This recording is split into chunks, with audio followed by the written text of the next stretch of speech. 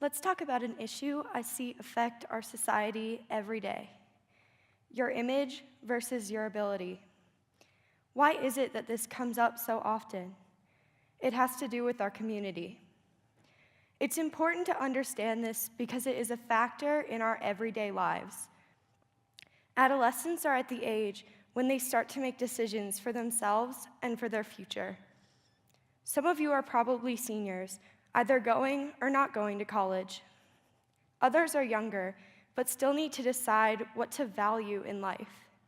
What helps you make these decisions? It's what you value that affects these decisions.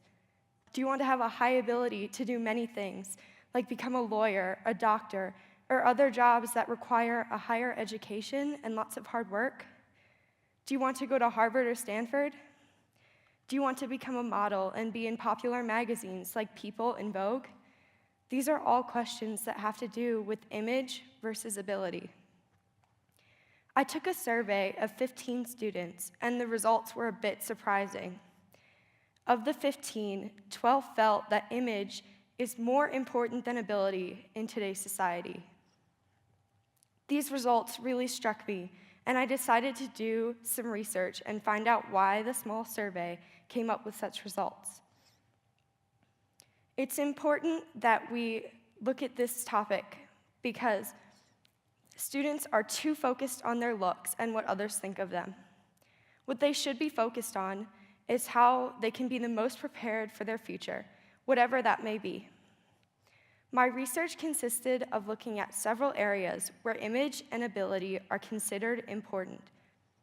These areas were business, use of the media, selling of products, athletics, and the battle of the sexes.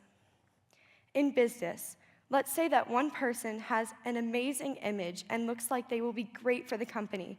However, her competitor looks a little better on paper. Who would get the job? It's important to worry about your image sometimes because it is your first impression. However, what if they hire you for your image and then you can't deliver? You won't last long. It's important to look at both of these qualities when we prepare ourselves for life. If you don't, you will find that maybe you're not approached as much or you get fired from jobs a lot. Let's talk about technology. As technology has progressed, it has given us examples of where image can at times trump ability. One of these, with regard to the media, would be the first televised presidential debate. This debate was between Kennedy and Nixon. Political aspects, abilities, and beliefs aside, Kennedy embraced television as a medium. He wore makeup, rehearsed, and ensured that he looked youthful and energetic. Nixon, however, did not appear to embrace this opportunity. He ended up mumbling, sweating, and looking unprepared. This helped Kennedy in the debate because it made him look like he knew what he was doing. In products, Clorox disinfecting wipes versus the bargain brand. If you watch television, you are bound to see a Clorox commercial sometime. However, supermarkets' private labels do not advertise their wipes. Why? Clorox spends a lot of money on their image so that if you are in a hurry at the grocery store, you will see the familiar Clorox label and pick that one instead. Even though the bargain brand may have the same ingredients and work perfectly well, because you are familiar with the Clorox label, you do not mind paying the extra $2 or $3. I think we all know who Derek Jeter is. When he was still playing, if you looked at Derek Jeter, longtime shortstop player for the Yankees baseball team, you saw him as a leader of the team. Why not trade him for someone else? Well, when Jeter was starting out, he was pretty good compared to his field. However, as he got older, younger, better shortstop players came along. Why not trade him for another shortstop? As he aged, he became a role model to young kids and his peers. His image made him more important to the Yankees than a shortstop that was just a little physically more talented. Do you think it was right for them to keep him for his image, or should they have traded him for a superior technical player?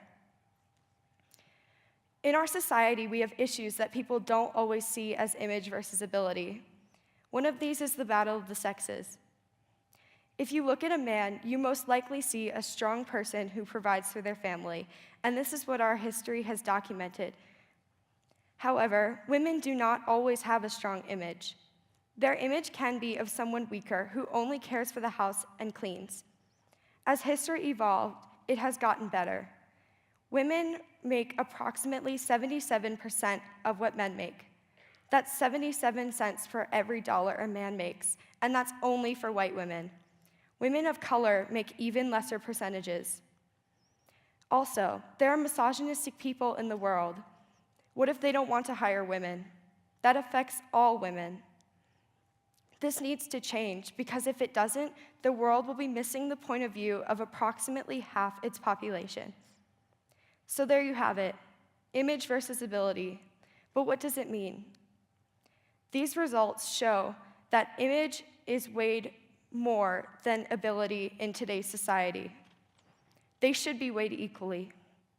Keeping all of this in mind, think next time you're worried about what others think of you. Don't worry about your outside, worry about your ability instead. Thank you.